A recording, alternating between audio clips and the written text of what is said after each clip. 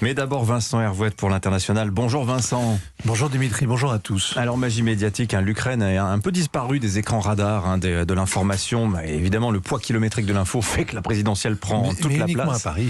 Mais uniquement à Paris, vous n'avez pas tort. En tout cas, ce que l'on sait, c'est qu'en Ukraine, la chute de Mariupol est annoncée et imminente. Oui, le calvaire de Mariupol dure depuis 40 jours comme le pire des carèmes et il se termine la semaine sainte par la mise à mort. La ville est en ruine, immeubles éventrés et habitants fantômes. Le maire parle de 10 000 civils tués. La semaine dernière, il disait 5 000. Quand on le lui fait remarquer, il répond qu'il est impossible de recenser les cadavres qui jonchent les rues, mais il essaie quand même et parle de 20 000 morts. C'est son dernier chiffre.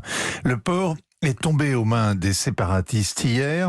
Les derniers combattants ukrainiens seraient 2 à 3 000, des soldats et des habitants qui ont pris des armes. Ils sont retranchés dans l'immense complexe industriel d'Azovstal. C'était la fierté des soviets, la plus grande usine métallurgique d'Europe, grande comme le plus étendu des arrondissements parisiens, une forteresse ouvrière et un donjon que l'on dit imprenable avec des kilomètres de galeries, 40 mètres sous terre, une vraie ville souterraine. Ça rappelle Stalingrad, quand l'armée rouge résistait farouchement à la Wehrmacht dans le secteur des usines. Dans ce bunker, la 36e brigade de marine se bat dos au mur.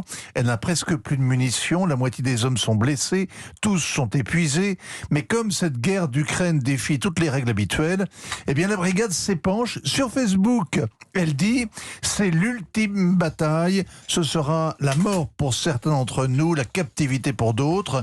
Et les assiégés dénoncent le peu de soutien de Zelensky et de l'armée ukrainienne. Ils ne disent pas le président, ils écrivent Zelensky. Alors le chef d'état-major ukrainien a répondu en réclamant le silence dans les rangs. Les opérations ne sont pas un sujet de débat public, a dit le général. C'est faux, on ne parle que de ça. On en parle sans trop savoir, car autant les autorités de Kiev communiquent sur le malheur des civils qui payent le prix fort, autant elles sont discrètes sur la campagne militaire. La présidence prétend qu'il lui faut des renforts pour briser le siège de Mariupol, davantage d'armement, de formation, de renseignement. Message reçu. Alors ce week-end, les dirigeants de la Commission européenne sont allés à Kiev pour dire que l'Europe restait unie sur l'Ukraine et que l'Ukraine était déjà dans l'Union. L'émotion justifie la surenchère. Boris Johnson a fait pareil, mais il n'est pas venu les mains vides. Il a apporté des missiles anti-navires pour défendre Odessa, a ajouté aux autres équipements lourds finalement livrés comme le système de défense antiaérienne S-300, les obusiers slovaques, le millier de drones rôdeurs ou de drones kamikazes. L'escalade est bien là. Mine de rien, c'est dans un duel à mort que l'Occident s'engage contre le Kremlin.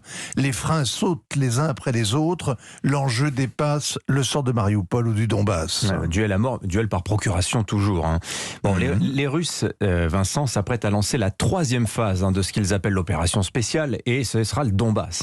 Il n'y aura pas de guerre éclair, d'où l'importance de Mariupol. Le chef des séparatistes de Donetsk dit qu'il va bloquer les issues et attendre la reddition du dernier carré des Ukrainiens enterrés dans leur tranchée d'Azovstal. C'est l'affaire de patience.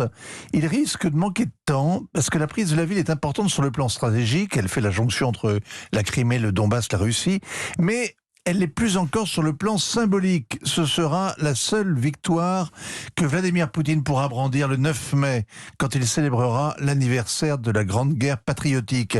Et c'est avec le même genre de vanité qu'Hitler s'est piégé à Stalingrad. Merci Vincent. Tiens, j'ajoute que le sulfureux bataillon Azov affirme ce matin que les Russes auraient employé des armes chimiques contre les irréductibles d'Azovstal. Ça reste à confirmer. Oui, une arme chimique aurait été larguée par drone, mais le Pentagone refuse de confirmer. Voilà. Par ailleurs, j'ajoute que la France a décidé hier l'expulsion de 6 espions russes qui opéraient sous couvert de leur ambassade à Paris. Il y a déjà eu 35 diplomates russes expulsés la semaine dernière. La purge. La purge. Merci beaucoup Vincent.